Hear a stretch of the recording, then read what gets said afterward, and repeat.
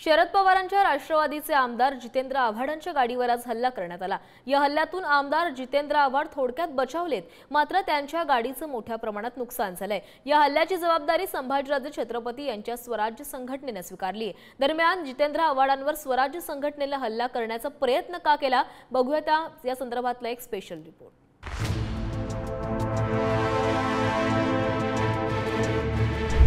आमदार जितेंद्र आव्हाडांना स्वराज्य संघटनेनं दिलेला धमकीचा इशारा खरा करून दाखवलाय।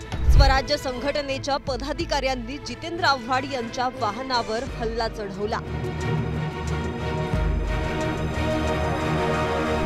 जितेंद्र आव्हाड मुंबईहून ठाण्याच्या दिशेने त्यांच्या घरी परतत होते। त्यावेळी 3 ते 4 हल्लेखोर आले। त्यांनी गाडी फोडण्याचा प्रयत्न केला। या हल्ल्यातून आमदार जितेंद्र आव्हाड थोडक्यात बचावले, मात्र त्यांच्या गाडीचं मोठ्या प्रमाणात नुकसान झालंय। त्यांना वाटत असेल गाडीवर मला दगड मारला म्हणून मी त्यांच्या विरोधात बोलणार नाही, तर आता मी अजून त्वेषाने तीव्रतेने बोलतो। मी आजही बोलतो की छत्रपती शिवाजी राजेंचे हे वारसदार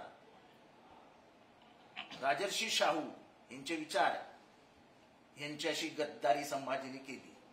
आवाज दाबण्याचा प्रयत्न केला जातो का आणि तुम्ही माफी मागा असं देखील वारंवार? माफी तर मी मेलो तरी मागणार,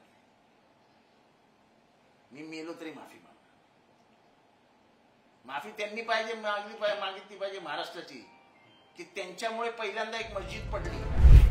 काही दिवसांपूर्वी कोल्हापूरच्या विशाळगडावर झालेल्या दंगलीनंतर जितेंद्र आव्हाड यांनी माजी खासदार छत्रपती संभाजीराजे यांच्यावर टीका केली होती। संभाजीराजेंच्या शरीरात छत्रपती शाहू महाराजांचं रक्त वाहत आहे का हे तपासावं लागेल, असं विधान आव्हाड यांनी केलं होतं। आव्हाडांनी माफी मागावी, अन्यथा आव्हाडांना धडा शिकवू असा इशारा स्वराज्य संघटनेनं दिला होता। त्या पार्श्वभूमीवर जितेंद्र आव्हाड यांच्या ठाण्यातील निवासस्थानी पोलीस सुरक्षेत वाढही करण्यात आली होती। मात्र पोलिसांना चकमक देत 3 ते 4 जणांनी आव्हाड यांच्या गाडीवर हल्ला केला। असंही जितेंद्र आव्हाडांच्या बोलण्यातून जेव्हा आमचा कॉन्टॅक्ट झाला आलं की ते मदत मागत होते आणि त्यांना मदत केलीच नाही कुठली, त्यामुळे अतिशय चिंताजनक आहे। कारण तुम्ही सारखंच बघताय महाराष्ट्रामध्ये क्राईम वाढलेला आहे। हा माझा डेटा नाही, मी सातत्याने म्हणते की केंद्र सरकार आणि महाराष्ट्र सरकार एकाच विचाराचं आहे, तरी केंद्र सरकारचा डेटा सांगतो की महाराष्ट्रात क्राईम वाढला। आमदार जितेंद्र आव्हाड यांच्या गाडीवरील हल्ल्यानंतर आता त्यांच्या पक्षाचे कार्यकर्ते आक्रमक झालेत। संतापलेल्या कार्यकर्त्यांनी जितेंद्र आव्हाड यांच्या निवासस्थानाबाहेरच आंदोलन करत रस्ता रोको केला।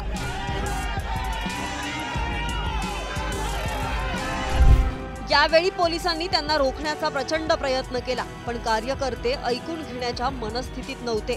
अखेर अर्धा तास सलग आंदोलनानंतर ठाण्याच्या वर्तक नगर पोलिसांनी अनेक कार्यकर्त्यांना ताब्यात घेतलं। मला वाटतं हे सगळं घडणं हे फार चुकीचं आहे, वाईट आहे। महाराष्ट्रात कायद्याचा काही धाक राहिला आहे का?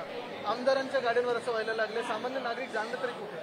त्या वादात मी जाणार नाही कोण कोणाला काही बोललं वगैरे, पण ह्या घटना ह्या वाढत चाललेल्या आहेत, ह्या दुर्दैवी आहे। दुसरी गोष्ट म्हणजे असं हल्ला करताना महाराजांचं नाव घेणं हे मला वाटतं महाराजांचा अपमान आहे, हे चुकीचं आहे, घडलं नाही पाहिजे।